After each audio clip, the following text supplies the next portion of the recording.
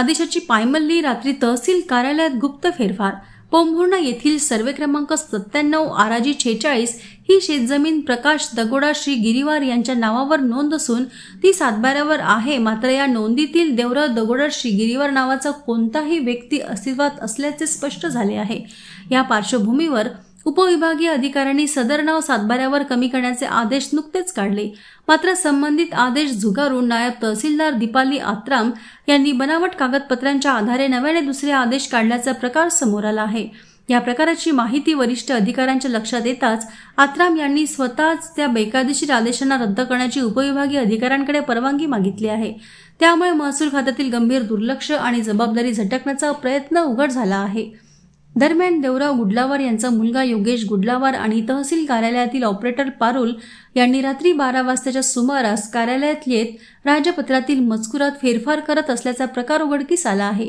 या प्रकारामुळे महसूल कार्यालयातील दस्तऐवजवर रात्रीच्या अंधारात छेडछाड होत असल्याचे वास्तव्य समोर आले असून संबंधितांवर कोणती कारवाई होते याकडे सर्वांचे लक्ष लागले आहे।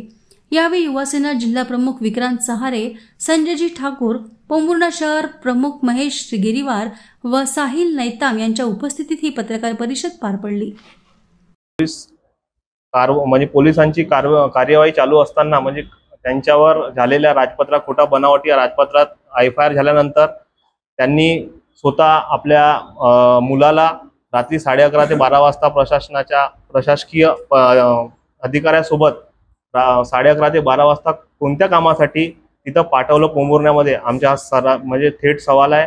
आणि याच्यामध्ये दीपाली आत्राम, तहसीलदार, नायब तहसीलदार यांनी सुद्धा शामिल आहे का?